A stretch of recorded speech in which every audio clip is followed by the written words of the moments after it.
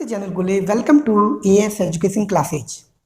Students, आज हम आपके लिए लेकर आए हैं बहुत ही इंपॉर्टेंट वीडियो जिसका नाम है speed of sound in different medium, यानी कि ध्वनि की जो चाल है वो विभिन्न माध्यमों में कितनी होती है, यानी कि सॉलिड में कितनी होती है, लिक्विड में कितनी होती है, गैसेज में कितनी होती है, ठोस में क्या स्पीड होती है, द्रव में क्या स्पीड होती है और लिक्विड में क्या स्पीड होती है, वो हम इस वीडियो में पढ़ेंगे। इससे पहले जो हम वीडियो अपलोड कर चुके हैं, पढ़ चुके हैं, वो पढ़े थे हमने साउंड क्या है, ध्वनि क्या है और उसका उत्पादन कैसे होता है, प्रोडक्शन कैसे होता है। फिर उसके बाद पढ़ा था हमने प्रोपागेशन ऑफ साउंड कैसे होता है, ध्वनि का संचरण कैसे होता है। उसके बाद पढ़ा था हमने कि जो साउंड की वेव है उनकी मेन करेक्टरिस्टिक्स क्या होती हैं, उनकी मेन विशेषताएं क्या होती है। तो सबसे पहली जो विशेषता थी वो हमने पढ़ी थी, करेक्टरिस्टिक्स वो थी वेवलेंथ। उसके बाद पढ़ी थी फ्रीक्वेंसी यानी कि आवृत्ति। उसके बाद पढ़ी थी एम्पलीट्यूड यानी कि हिंदी में उसे आयाम बोलते हैं।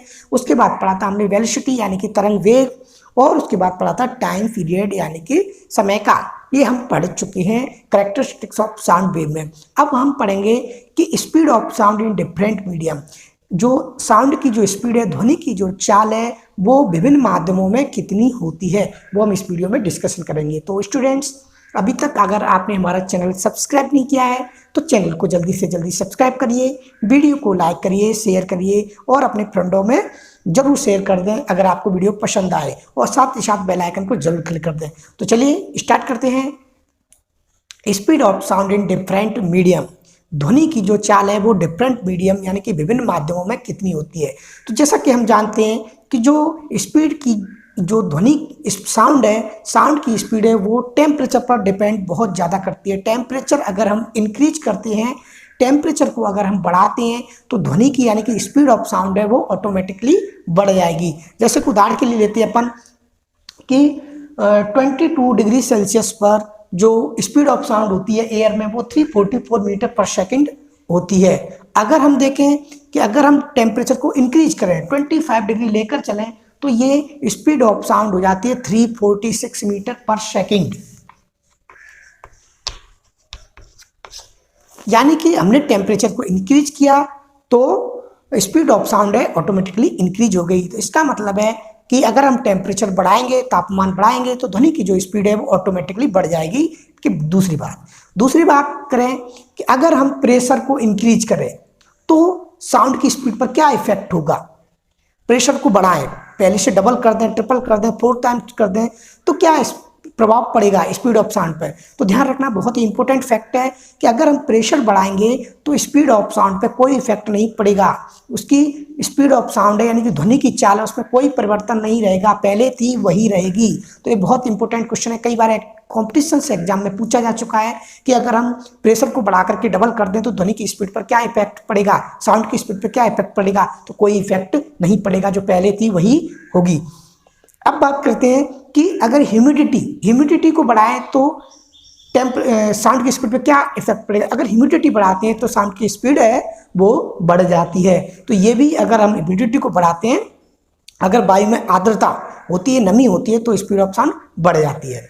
अब बात करते हैं अपन कि सॉलिड, लिक्विड, गैस, ठोस, द्रव, गैस में स्पीड, जो साउंड की स्पीड है वो कितनी होती है। तो सबसे पहले अपन बात करते हैं कि सॉलिड में जो साउंड की जो स्पीड होती है वो कितनी होती है। तो सॉलिड में ध्यान रखना, सॉलिड में जो साउंड की स्पीड है वो हम इस टेबल के माध्यम से पढ़ेंगे। सबसे पहले लेते हैं अपन एल्यूमिनियम।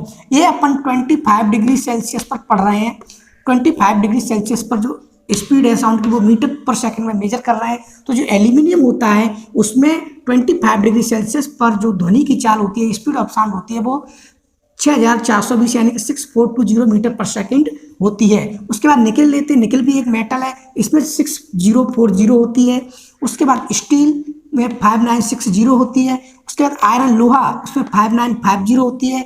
उसके बाद ब्रास, पीतल बोलते हैं इसको, इसमें 4700 यानी कि 4700 मीटर पर सेकंड होती है। उसके बाद ग्लास 3980, ये फ्लिंट ग्लास होता है, फ्लिंट ग्लास स्पेशल टाइप का ग्लास होता है, उसमें ये स्पीड होती है 3980। तो जैसा कि हमने देखा कि सबसे ज़्यादा जो स्पीड है वो एल्यूमिनियम में है, उसके बाद निकल में है, उसके बाद स्टील में है, उसके बाद आयरन में है, उसके बाद ब्रास में है, उसके बाद ग्लास में है।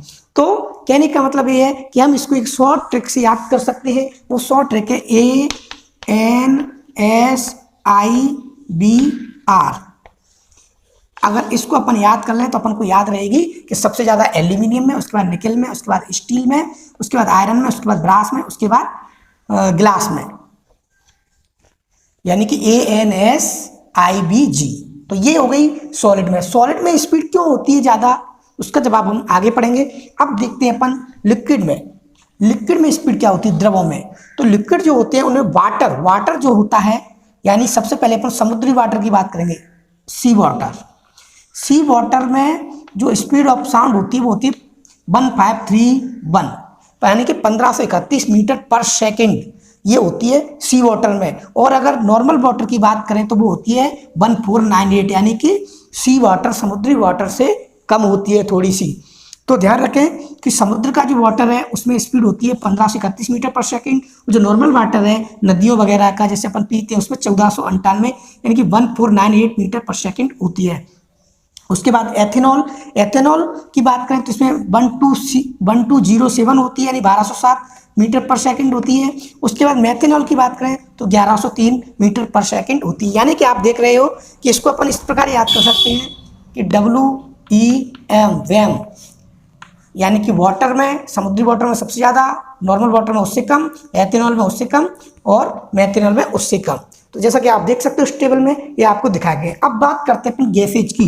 गैसों में स्पीड ऑफ साउंड क्या होती है, तो गैसों में सबसे पहले बात करते हैं अपन हाइड्रोजन की। हाइड्रोजन में सबसे ज़्यादा होती है 1284 मीटर पर सेकेंड, 1284 मीटर पर सेकंड। उसके बाद हीलियम की बात करें तो हीलियम में 965 मीटर पर सेकंड होती है। उसके बाद एयर की बात करें, एयर में 346 होती है 25 डिग्री सेल्सियस पर, जैसा कि अपन पढ़ चुके हैं।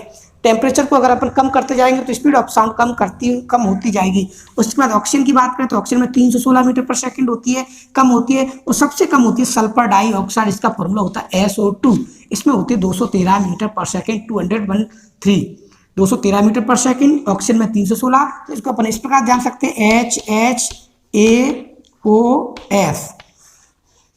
इससे अपन याद कर सकते हैं HHAOS और ANSIBR और WEM। इस प्रकार हम इनको, इस टेबल को याद रख सकते हैं। ये बहुत महत्वपूर्ण है, कॉम्पिटिशन में अक्सर पूछी जाती है कि इसमें स्पीड, सल्फर डाइऑक्साइड में साउंड की स्पीड क्या होती है, एल्यूमिनियम में साउंड की स्पीड क्या होती है। तो हमने यहाँ पर इस टेबल से हमको ये पता चल रहा है कि स्पीड जो साउंड है, ध्वनि की जो चाल है वो ठोसों में सबसे अधिक है, यानी कि सॉलिड में सबसे अधिक है, उसके बाद लिक्विड में है, उसके बाद गैसों में है।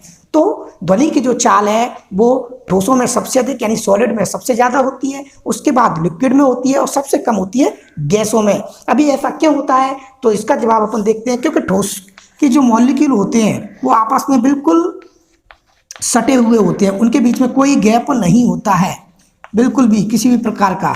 इनके बीच में जो इंट्रासेलुलर स्पेस होते हैं वो बहुत कम होते हैं, जबकि गैसों में ये इंट्रासेलुलर स्पेस थोड़ा ज़्यादा होती है ठोसों की अपेक्षा। और सॉरी, ये द्रवों की बात कर रहे हैं, लिक्विड की। लिक्विड में सॉलिड की अपेक्षा ये गैप ज़्यादा होती है, स्पेस ज़्यादा होता है। ये सॉलिड की बात कर रहे हैं, सॉलिड में कोई स्पेस नहीं होता, बहुत कम, मिनिमम।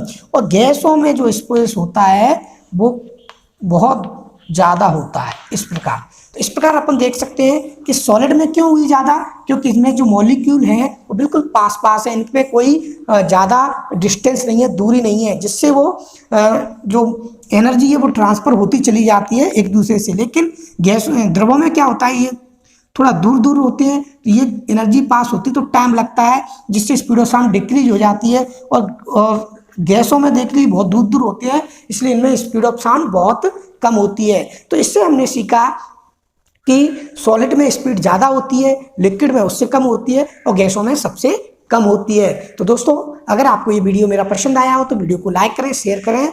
और अगले वीडियो में बात करेंगे अपन रिफ्लेक्शन ऑफ साउंड, जिसमें अपन पढ़ेंगे इको क्या है और रिवर्बरेशन क्या होता है। तो दोस्तों, बहुत बहुत धन्यवाद वीडियो को देखने के लिए। जय हिंद, जय भारत।